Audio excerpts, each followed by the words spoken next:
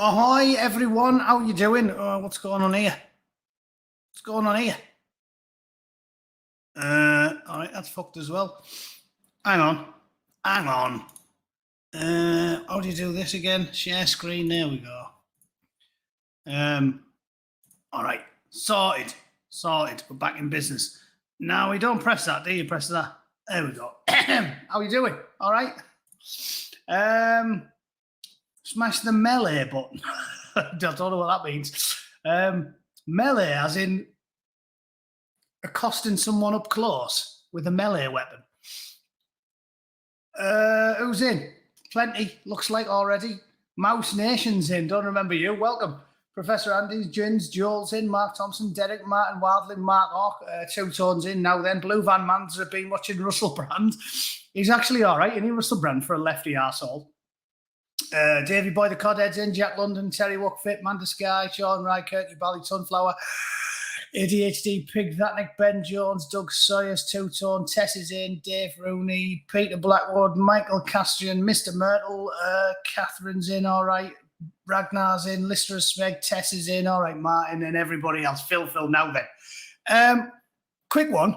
There's a couple of things I need to address before I get started. First of all, I said I was going to go on Raggy's and Jack London's stream, and I'm flying to Denver with my missus on Friday, is it? Saturday. Anyway, we're going to Denver, so I'm not going to be here on Sunday. I've had a quick look at the calendar, and we can reschedule for the 27th. So 27th, I'll do a stream with you. All right? Can't say fairer than that. I've got a lot on. I've got thousands of subs now, and I get lost with all the fucking requests I get. But yeah, so I apologise for that. But frankly, I'd much rather go to Denver and on the piss for a week with my missus than talk to you fuckers. So sorry.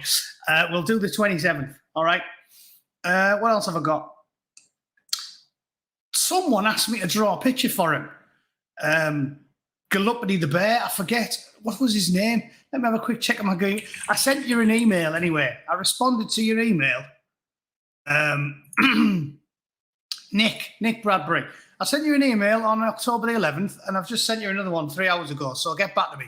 I have no idea where that drawing is, but it's not in my email anymore. Disappeared. I can't find it in the chat on Facebook, so fuck knows. Like I said, I get a lot of messages now, so things disappear into the ether, right? When you're a Z-list YouTuber like me, even people like me get dozens of messages every day off people, so I don't even know where it's gone. So that's those two things out the way. Email me if you need me to do that drawing for you. Anyway, shall we do the... oh, no. Ginger Mongoose has got grudging respect for it. Oh, God, no. When you're as universally reviled as Matt Headcock, you will do anything to be liked. Of course, he's performing quite well. When he knows how hated he is, he would suck hot spunk out of a kangaroo's arsehole, wouldn't he, to try and delay the inevitable. Don't have grudging respect for Matt Hancock. He's a wanker. Can you draw a picture of a cock for me? I'll send you the stamp. That's a bit... If you just put a hole in the head on your profile picture and then sort of painted in purple, that would look just like a cock. So you've done 80% of the work there. Just give it a purple sheen and stick a hole in the top. Voila. What else? Missiles fired at Poland. What a load of bollocks. I'd love to know how they think the Russians are going to invade Poland. It's laughable, isn't it? Again, to anybody who pays attention, which is only about 10% of the population, so they can do whatever they want. You can't blame them for being overconfident now. They can get away with murder, can't they? Because nobody pays any attention. These are the same people who told you that the Russians were going to barnstorm across Europe 12 months ago. And I said, no, they won't, because their economy is fucking same size as Italy's. Money is the be-all and end-all of military power. It's it. There's nothing else matters. Coin, right? Any student of military history will tell you the same thing. We beat the French in the 7-Year War because we had deeper coffers. Simple. There's no other reason. 7-Year War we had more money than them. Long game sort of went tits up because they had to pay for it. We beat the French, and then to pay for it, we taxed the colonists, and they went, fuck you guys, we're not paying our bills, because nobody wants to give the state the money. Of course they don't.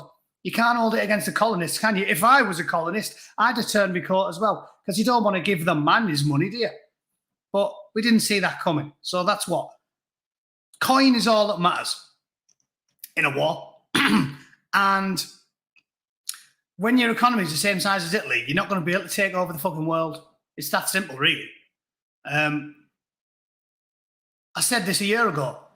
They were like, oh my God, they're going to invade Poland. They're not going to invade Poland. The Russians, I know I always quote him because he's my favourite political commentator, but Peter Hitchens was saying 12 months ago that the Russians weren't a major strategic threat because the Russians haven't got any money. And that's why he was constantly going on about us having a better relationship with them, because there's no need for us to be driving them into the ground.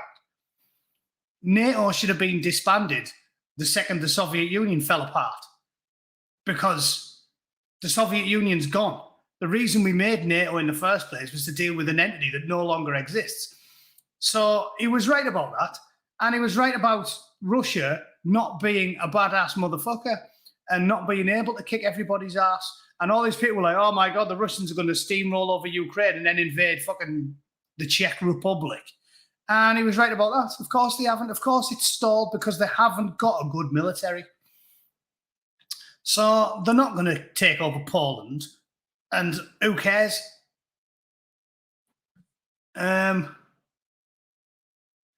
Sorry, there's one I haven't seen. Love your channel. I was disappointed to see you bootlegging the lefties on Quora a little bit years back in their files. Oh, if you're looking at really old ones, the 1T, I think I've already dozens of times talked about the evolution of the Bootneck's political ideology.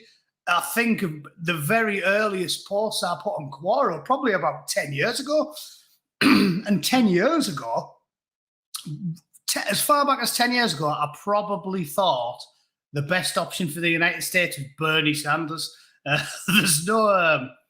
There's no controversy there, mate. All that shows is that the Bootneck follows the evidence where it lays and he changes his mind.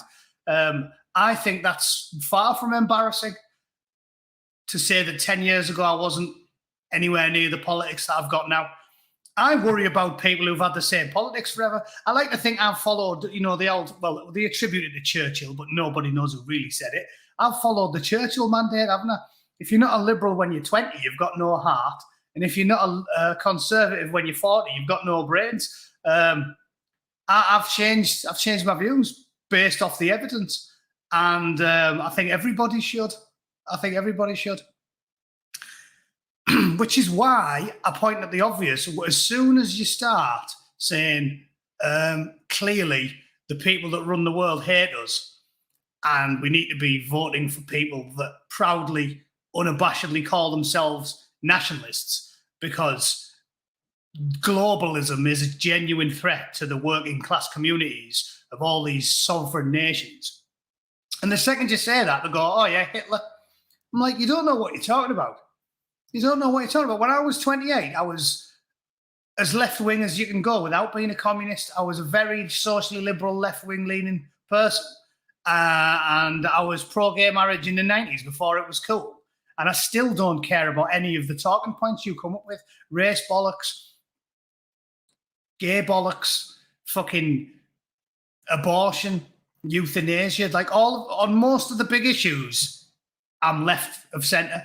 So you don't know what I'm talking about. The reason they all just instantly call you a Nazi is because they haven't got a leg to stand on and they can't win an argument. So I voted Lib Dem, fuck me. Now see, I voted for Labour when I was 18, but even I wasn't daft enough to vote Lib Dem. Jesus Christ. Because at least Tony Blair, rat, scum, vermin, dog that he is, was such an evil genius. He managed to convince all the people up north that he was like a champion of the working classes, and completely hid the fact from everybody that he was a secret authoritarian overlord. You can see how sneaky he was, because he was always a Catholic, wasn't he? And he lied about that. It only came out when he left office. But But yeah, that's life. That you should change your minds when presented with evidence, and the evidence now is if you consider yourself an actual liberal and you care about freedom for individual people, you should be voting for anybody who describes themselves as anti-woke, because they are the modern authoritarians. Pelosi is a fucking rat. No more Pelosi, it'll do for me. Speaker of the House, I don't really care too much about the Speaker of the House. I mean, ultimately, it seems to be more of a white elephant, that job. Like, it's just, nobody's going to blow up the president and the vice president. So it's not like the Speaker of the House is going to end up in a position of authority. And when the Democrats hold the Senate and all the mainstream media and Silicon Valley and the mechanisms of power and the CIA and the FBI and the deep state and the judiciary and the Ninth Circuit and everything else, what's the Speaker of the House going to do? I don't really care. I mean, who's the bloke who currently does it all now? Is it Kevin McCarthy? It doesn't really seem to bother me at the moment. Carrie Lake's fucked, unfortunately, Richard, because she lost. Allegedly. Right, let's do some news, shall we? Instead of me getting distracted by the chat, because I want to cover these three stories. I've got quite a lot to say about all of them. Oh yeah, also here's a bonus story that I just saw before I sat down. England squad released then picture. Look at that. Why is that news? What are you showing me that for? Oh, what Sky News? Why is that news? I looked at that picture and I just thought, if these little bastards couldn't play football, you'd catch them with a biscuit tin full of money shitting on your nana's kitchen floor. Like, that's what they look like, don't they? They just look like scumbags. I've said it loads of times, the likes of Conor McGregor. Like, if Conor McGregor wasn't a fucking MMA fighter, he'd be a burglar. You know what I mean? He'd be mugging people. He'd be waiting next to the cash machine. So when you went to get some money out on a Friday night, he'd fucking stab you in the back and pinch your wallet. Like, the people that we look up to now are all absolute scum. And that England picture there, they've all got them little fucking slashes in their eyebrows and fucking daft, ridiculous gangster haircuts. They just look like a massive, massive bunch of cunts. So who cares about the England squad? I don't understand what they're wearing either. It's like it doesn't know whether it wants to be a suit or a tracksuit. It's like they've got drain pipe trousers, naughty as fuck winkle pickers, and what looks like a tracksuit top with the zip up the front. So I don't even know what that's all about. I guess in this day and age, and they've all got tattoos all over their hands and stupid fucking hair, like they go to Stevie Wonder to get their hair done. I just look at that picture and think, yeah, I hate all these people. I hate all these people. I've got no interest in England. So if you're English and you're still following England, you don't know what you're doing. Fuck the England team. I'm going to vote. I'm going to support whoever is a proud nationalist nation who doesn't take the knee. So I think this World Cup, I'm going to be rooting for Italy. I'm just glad they won the Euros. I'm glad they won the patriotism has been killed by the woke, because when it suits them, they despise the patriot. They hate the patriot. They loathe working class communities. And then every time the World Cup rolls around, they all pretend to support England. Emily Thornberry showed her true colours. That little fat poison dwarf loathes England and the English. She's a globalist, upper crust wanker. She shared that picture of the white van man and said, "Oh my God, look at England flag, oh." And then the second a game starts, they all go, "Come on, England," on Twitter. It's a farce. It's a farce. I love England, so I hate the England team. I love England, so I hate all the British politicians.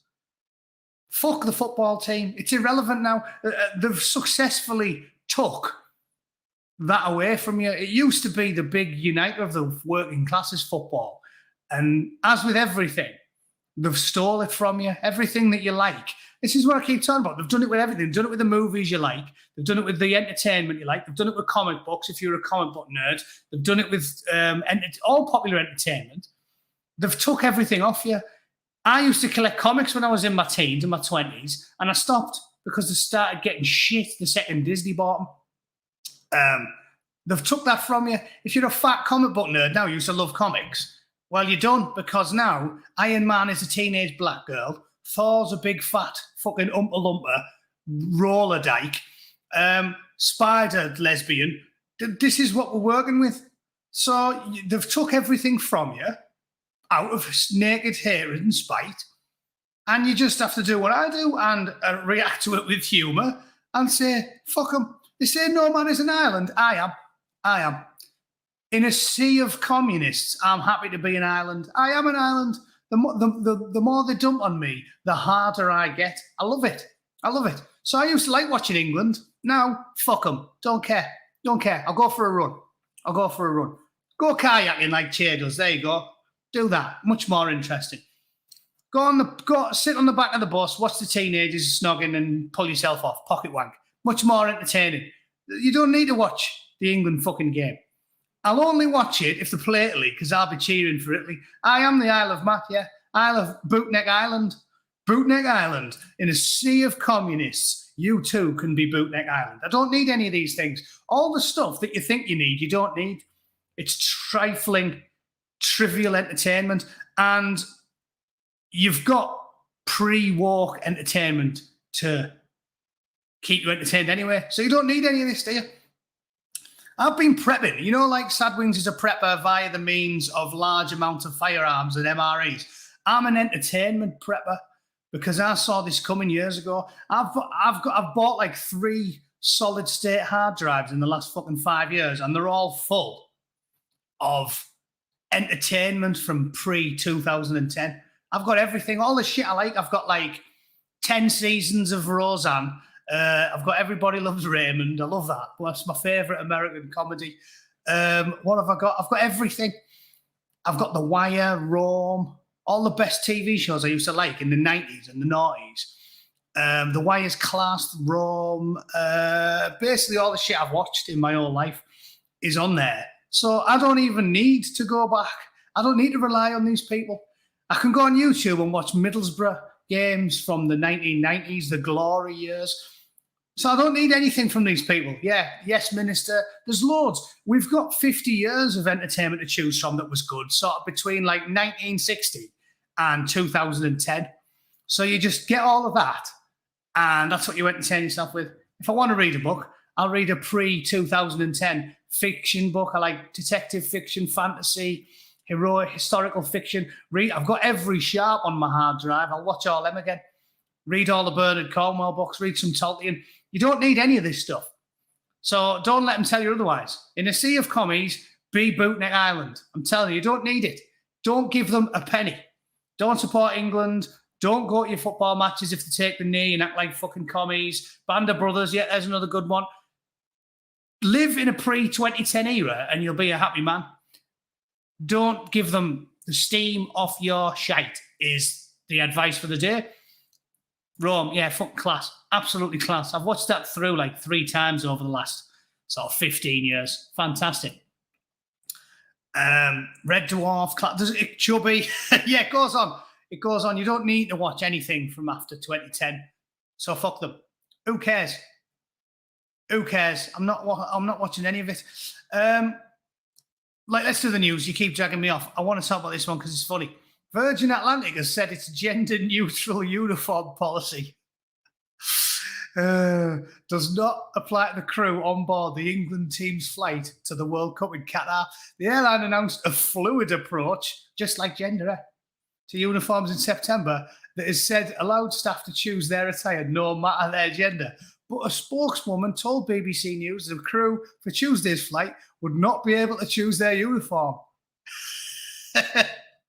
I wonder why, eh? I wonder why. Well, I'll tell you why. Because if you go to Qatar and there's a big, burly, devout follower, a regular at Alan's snack bar on there with a big, wiry beard, a 14-year-old wife and a hook for a hand, he's going to have serious words for the fucking pierced up, lumescent purple-haired, androgynous, grotesque thing that brings him a fucking drink.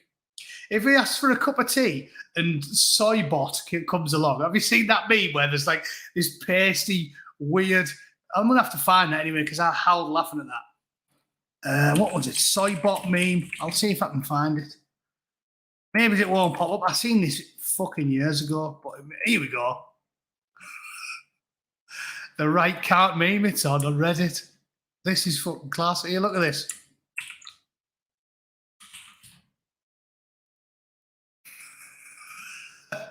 Can you see that? I'll have to zoom in a bit. It says, ha ha, my co-worker has this thing called Robo Twist for those hard to open round bottles. So that's the real photo. And what's up with his wrist? Like, he hasn't got any muscles at all. Like, that's what an arm's supposed to look like, soy boy. That's just straight all the way down. And there's like some weird bone jutting out the bottom. Like, we've all got that bone, haven't we? I've got one in there somewhere. But it doesn't look like that. So obviously the meme is the drawing there. Looks just like it. It says, Soybot, I need you. My strength is waning. You know what, as well, someone's altered that since the last time I seen it, because the dildo wasn't on the original one. So that's tickled me, that. Soybot. So yeah, apparently someone's added a dildo to it, which is good. So yeah, I like that one. Yeah. Soybot, I need you. My strength is waning. Yeah, if Soybot turns up to bring you your cup of tea, you're going to be in the bother, aren't you, when some hairy jihadi is sitting there and an androgynous thing turns up, sparrow-boned, milky white skin, purple hair, head full of metal shit, weird bull ring through the nose, soy boy turns up. So that's why they've got rid of it. Oh, here we are. Check out the Virgin Atlantic advert. You'll piss yourself. Oh, see, I'm not going to get the news done today because you're taking me off on a tangent, but now I want to watch it. Let's see if I can find it. Virgin Atlantic advert. What do I type in for it? Virgin Atlantic. Gender, is it? How old is it? Is it this one? See the world differently. Oh, well then, let's watch that just out of morbid curiosity. Come on, you've piqued my interest, lads. I am what I am. I don't want praise. I don't want pity. I bang my own drum. You knew there'd be a wheelchair in there, didn't you? You knew it. You knew there'd be a wheelchair in there. It's not this one, no. Well, I want to watch this now anyway, out of interest.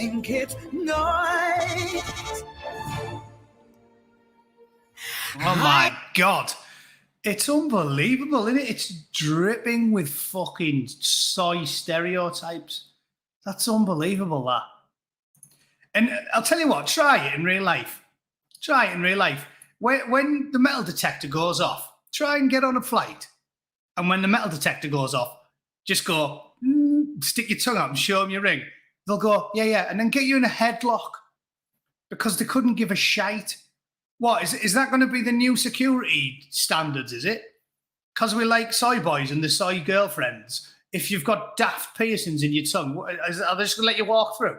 So what? You can put an AK-47 in your hand luggage, and as long as you stick your tongue out and you've got metal shit through it, they're just going to let you through, are they? Is that how it works, Virgin Atlantic? I want to test this theory. I'm going to put 2 6-shooters down my pants, walk through the fucking terminal, and then as soon as the beep, I'll just go, yeah, show me wedding ring. And they'll go, oh, fair enough, mate, crack on. Some big Ghanaian bloke with a machete down his pants. You do not be stopping me. I have got a piercing in my tongue. Okay. Crack on, mate. Next thing, fucking, he's wailing on everyone with his fucking meat cleaver on the flight. What a load of shit. Christ almighty. I think it's pretty and so... Oh, God. It's worse than I possibly imagined. What's wrong with these fucking freaks?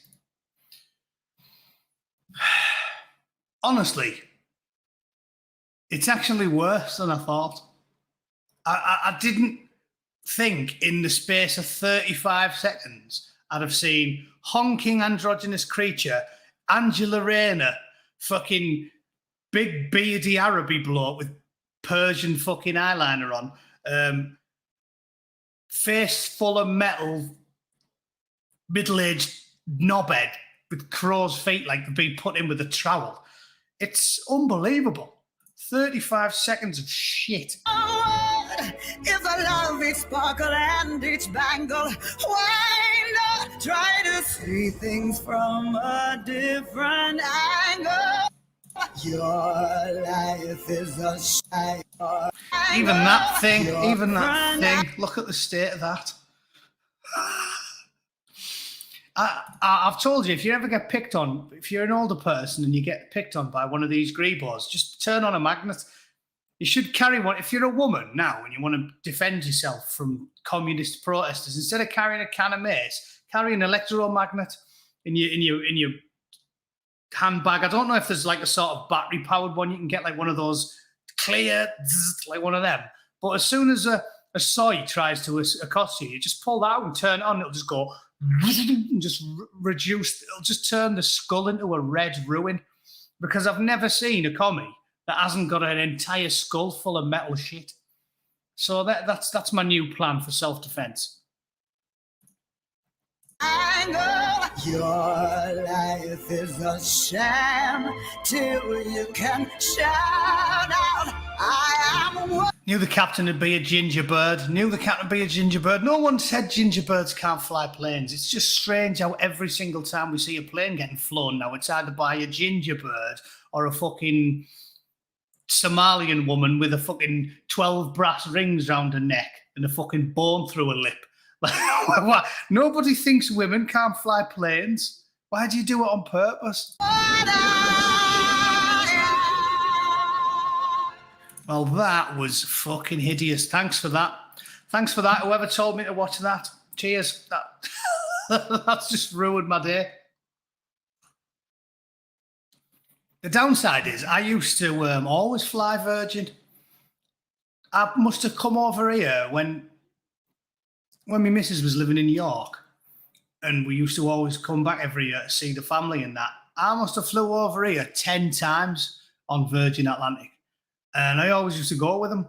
Again, I guess this was when the world was same, because in the noughties, Virgin Atlantic was good. Like, they always had fit birds. Like, seriously, anyone who's old enough to remember, like, getting on a flight Virgin Atlantic in, like, 06, 07, 08, 09, Virgin Atlantic was way better than all the rest of them. They always had, like, fit birds. And I went out with a bird in Exmouth who should work for Virgin Atlantic. She was nice looking blonde lass, early 20s. They used to be good. And now it appears like if you get on a Virgin flight, you're going to get sexually assaulted by an androgynous fucking Persian. That's that. So yeah, not getting on Virgin plane anymore. Unbelievable. It did used to be fit birds on Virgin, definitely. I used to fly with them all the time. Now you ask for a drink and fucking Gimli's great-granddaughter or whatever it is, little fat black dwarf comes over. Do you want a fucking drink? No, you're all right. Fucking honking little pixie. So now it's just creatures, yeah. Shocking, innit? Shocking. Now, the bird who brings you drinks got a bigger cock than you have. Would you really want a person who can't borrow? Well, I was just being PC there, wasn't I? Some birds can drive good.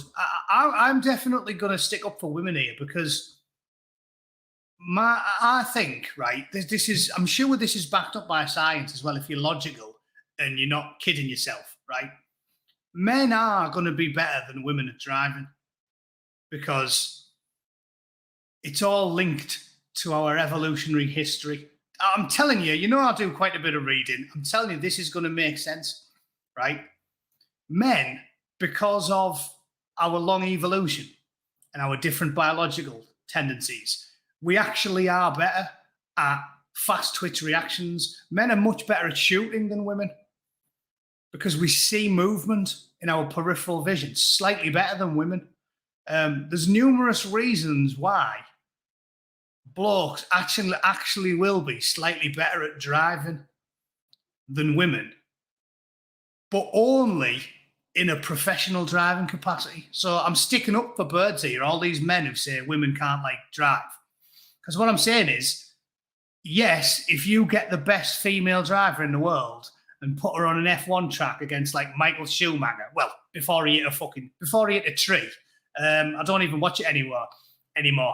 So I'm not I'm not gonna try and pick who's the newest one. But what I'm getting at is, in a normal situation, men's tendencies are way worse than women's. So, like, we're overly aggressive, we're overconfident, we're really impatient.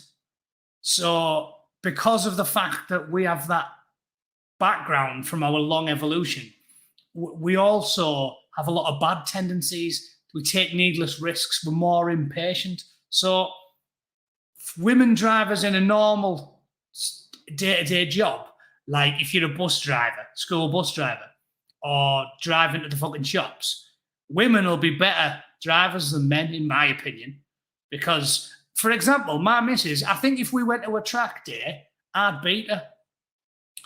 But I know for a fact I'm always more likely to crash than my missus. And I think in the last like 20 years, I've never had a bad crash. I've had a couple of minor ones where I've hit things because I'm impatient and I do everything too quickly. So I'd beat her around a racetrack, but she's still a better driver than me. Does that make sense? Yeah, like, so, but if you, instead of freaking out interesting events and spamming the chat, just listen to what I'm saying to you. So women are safer drivers than men. So we agree. What I'm saying is, because of our faster twitch, our peripheral vision, our adrenaline, our risk taking, whatever you want to call it, if you put a woman and a man on a Formula One track, the man will beat the woman. But in day-to-day driving, women are better drivers than men. That's my opinion. And I'm more than happy for my missus to take the wheel when we go out, if for no other reason than we're American now and they drive on the wrong side of the road. So, yeah. I brought a fuck answer. There you go. Ragnar's proved my point. So that's what I think. Yeah.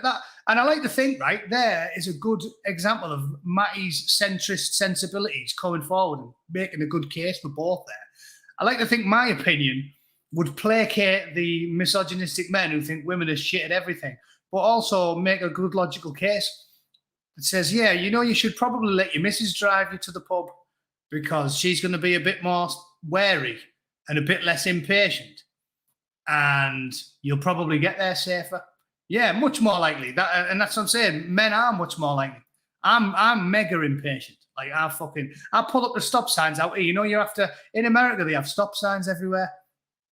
And you start approaching it and you're meant to come to a total stop. But I like to do like what I call a rolling stop, i.e. I approach it, take my foot off the pedal, get down to about 10 mile an hour and then look all around dead fast and then just go across anyway. My missus never does that. So I'm sure eventually one of these days I'll end up twatting someone. Blokes take risks and we're impatient. And we're overconfident. So yeah, I think that I would be happy with a woman flying me in a plane. Now, if we were fighting a dogfight against Baron von Schnauzenbrau in the First World War, in the first opening salvos of aerial combat in the First World War, and I was the tail gunner, right? Then I would want a man flying me. But if that's not what's happening and we're just going to fucking Spain for 2 weeks, I am more than happy to have a woman flying the plane. Makes sense? That's a good one. So anyway, that went off on a tangent there. That's brilliant. I just wanted to mention that story because fucking class. As always, the rank hypocrisy of the people that run the world knows no bounds. They'll give it Billy Big Licks about how pro-LGBT they are. But when it comes to the crunch, they never are. It is lazy virtue signaling from people that couldn't give a monkey's fart. So it's bollocks. It's bollocks. And of course, Virgin Atlantic will do as they're told. Just like the Chinese tell the Americans what to do. The woke Americans love to talk a good game, but the Chinese tell them what to do. It's the same in everything. You know what? That is going to segue neatly into the other story I'm going to cover, because whilst I'm talking about lazy virtue signaling that is fundamentally dishonest, let's get on to Russia, right? Because Rishi Sunak has used his platform at the G20 to talk absolute bollocks, as usual, rather than do any work, about the Russians. And essentially he said Russia was a rogue state. And the point I would make about that is, as I keep saying, the Russians have the problems, of course they do. And at no point have I ever been accused of being pro-Russia, because I'm not. I'm from England and I'm an American.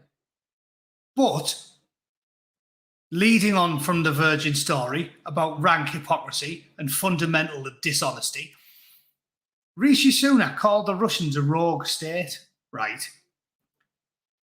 It's a fiction. It's a fiction. He knows that it's a fiction.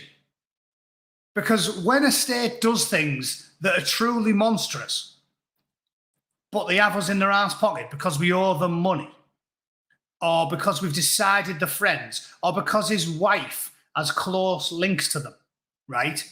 Then they can do whatever they want. So don't tell me about rogue states. It's a fiction. As we keep saying, the Saudis are a class example. The Chinese are a class example. The murder of Jamal Khashoggi, this is just my opinion, but I think the murder of Jamal Khashoggi was the single worst crime. You can talk about the Uyghurs, and you can talk about Tibet, and you can talk about all the thousands of people that have been murdered. But the murder of Jamal Khashoggi was so egregious because it was on something that's sort of akin to hallowed ground. Like, it's like the Red Wedding in Game of Thrones, where you promise them safety and sanctuary and then you chop them all up, right? Jamal Khashoggi was promised, the embassy is an internationally recognized place of safety. And Jamal Khashoggi got lured in to get his fucking passport stamped, right? Left his missus in the car waiting for him. He was like, keep the engine running, love. I'll only be 5 minutes. Cheers then. And he went up and they fucking murdered him and then sawed him up so they could smuggle his body out. So it's probably, I know it's nothing like the death toll from Ukraine, but as a single individual personification of reckless hate, cold-blooded murder, in a way that's different than in a war. It is different. I've said this plenty of times. When I was in Afghanistan, if somebody was shooting at my fire team, then I would shoot at them. And killing someone in a war is a very, very, very different kettle of fish than walking into a pub and just shooting a bloke in the eye while he's drinking his pint. It's very, very different. So I know that the level of casualties is nowhere near the same, but the sheer cold-blooded assassination and brutalization and then sawing up of the corpse to hide it of Jamal Khashoggi. I said Khashoggi because I just read kebab shop, so I got the B's in there. Jamal Khashoggi was one of the worst things ever. So because we like them, because they've got oil and they pay off all of our fucking politicians, Rishi Sunak didn't call the Saudis a rogue state for brutally, callously, really savagely murdering an innocent middle-aged man while his wife waited in the car outside and then chopped him up. But they're not a rogue state, are they, Rishi Rich? And the Chinese can kill tens of thousands of a religious minority, and they're not a rogue state. And the Egyptians can fucking shoot protesters in the eye with rubber bullets and gas them all and lock people up for 10 years and disappear them. And they're not a rogue state. So this entire story is ludicrous fiction. What a fucking wanker. Get out of Ukraine, barbaric rogue state. Yeah, all right. Yeah, all right. Well, they've never, as far as I know, in an embassy, which is supposed to be a safe place, chopped anybody up and sawed the body to pieces in a bathtub and then smuggled the body parts out. So I don't know what you want to. I don't know what you want from me, Rishi. I think you're fundamentally dishonest, and that's just, I'm not even going to read the whole story out, but because that's the fucking short version. The BBC does the level best to try and dance around the issue, not mention any of the corollary arguments, not mention the rank hypocrisy. They certainly make no mention of China or Saudi Arabia, and they just say, yeah, Russia, rogue state. It's ludicrous, and that is why I segued neatly into it from the Virgin story, because the principle remains the same. If big companies and big governments espouse a position and then 10 minutes later espouse the exact opposite position because they simply don't like the person who is the recipient of said position, then they'll turn on a sixpence, which means they don't actually believe what they say. If you call Russia a rogue state for murdering people, as they did with poisoning Litvinenko or bombing Ukraine, which are shocking acts, but then you don't call China or the Saudis or the Egyptians or the Turks or anybody else who murders innocent people because you decide that you like them. Yes, and I haven't forgot about the polonium, Derek. That's what I mentioned. Al Julia Skipple, I know all about it. Salisbury, shocking. But listen to what I'm telling you. They were shocking. And again, we need to move off this childish woke thing whereby if you disagree slightly, therefore, because they always do that. Don't they? Always. It's like they did with Dave Chappelle or J.K. Rowling. Oh, yeah, but I don't think a woman's really a man, though. Therefore, you want to gas them all to trans. What? Didn't say that, did I? Didn't say that. So this is how ludicrous the world is now, isn't it? It's like you tell like a joke that's a stereotype or something. Oh, loads of Mexicans are gardeners. Oh, therefore you want to gas all the Mexicans? No, I don't.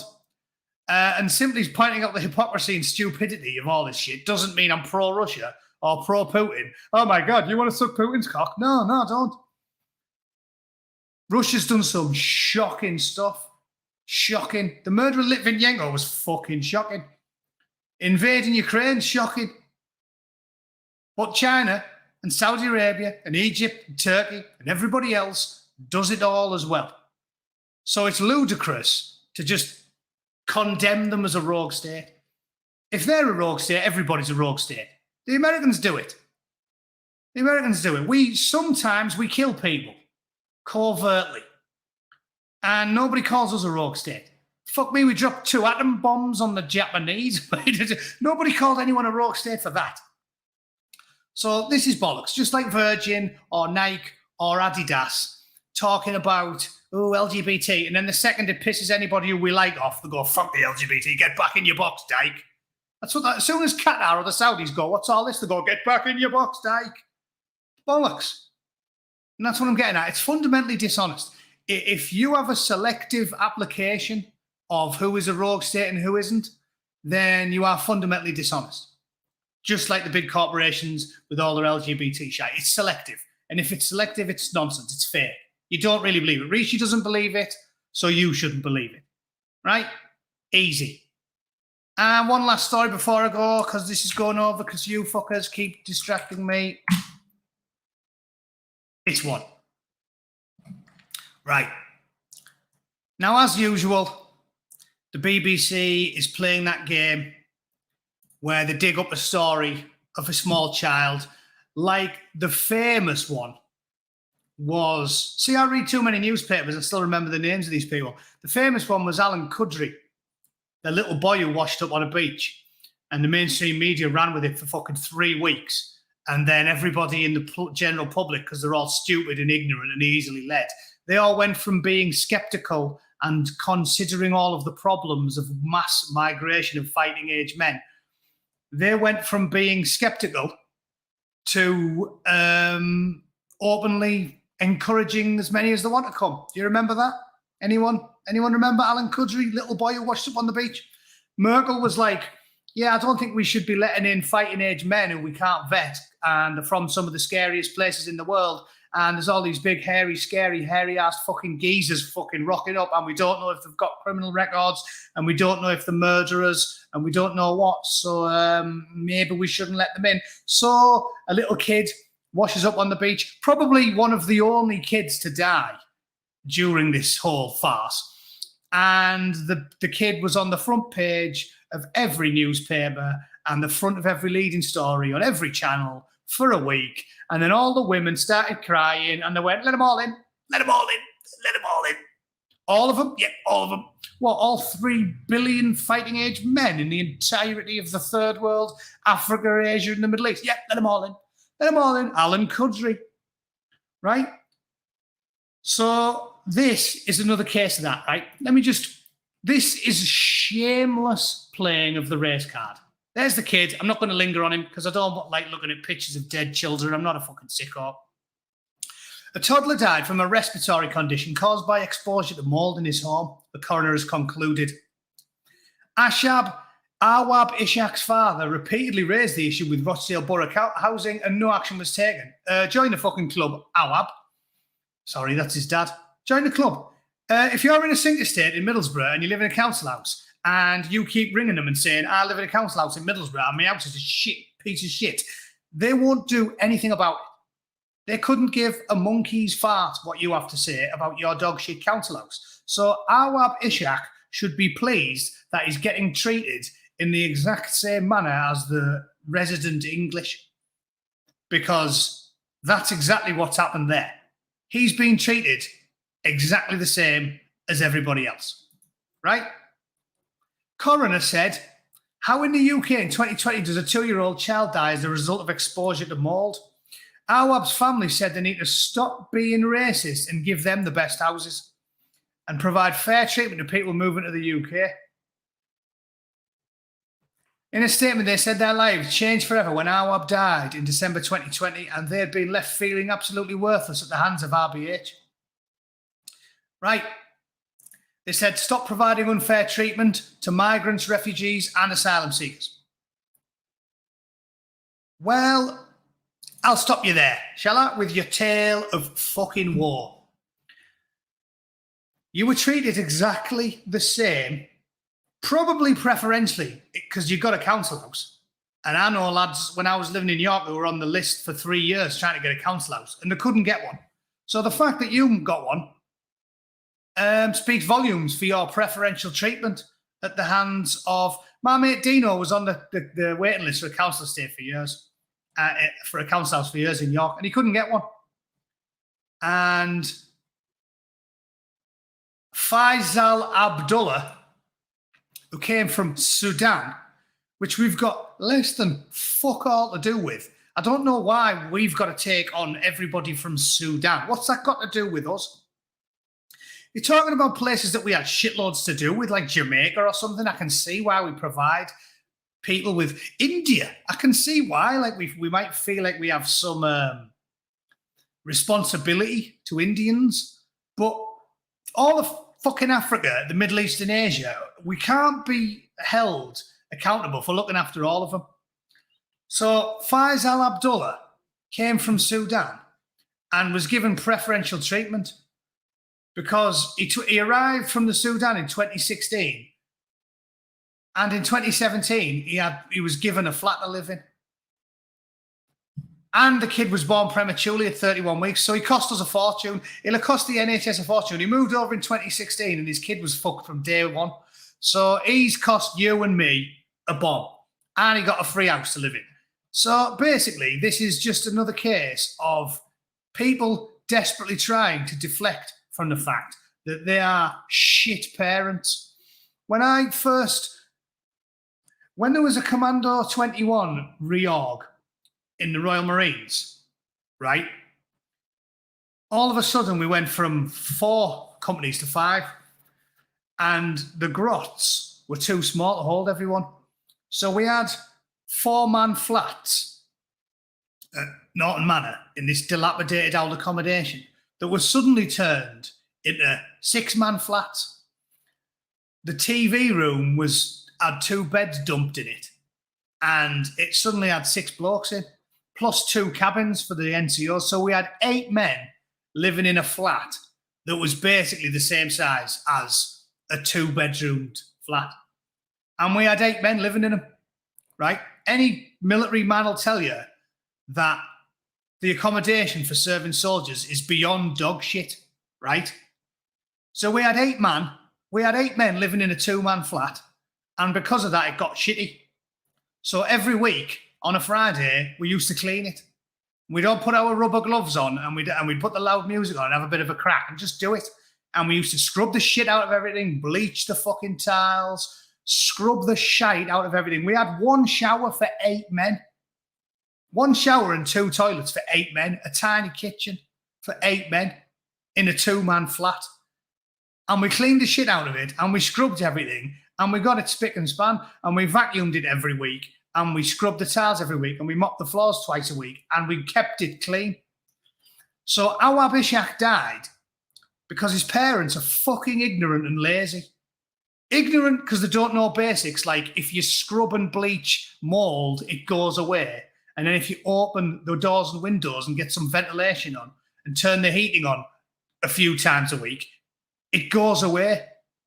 So our Abhishek died because his parents are fat, ignorant, lazy cunts and not happy with the fact that you fed the little bastard and you fed Faisal Abdullah and you paid their electricity bills and you paid their council tax and you've paid for everything and you paid for their NHS treatment. All of a sudden, it's your fault because the kid died. So that's a load of bollocks. That's a load of bollocks. Sorry, mate, but if you want to know who's to blame for the death of your son, look in the fucking mirror. And if you don't like it, go back to Sudan. I bet you don't have to deal with mould in Sudan, do you? Nice and warm there, lovely dry climate.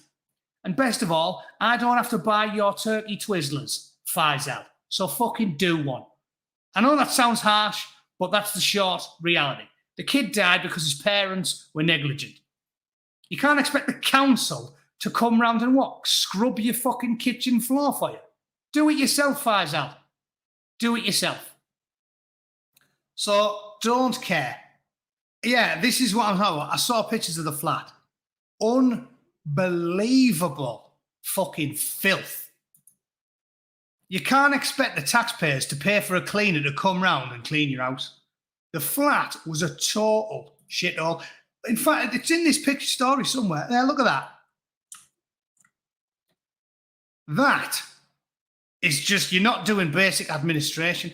If I went to Aldi with a £5, I'd get 2 bottles of bleach, some flash, yeah, a few Scotch-Brite pads, a couple of sponges and a flannel, and I'd scrub the shit out of that entire building, and I guarantee within a day, I'd make that place fit for human habitation.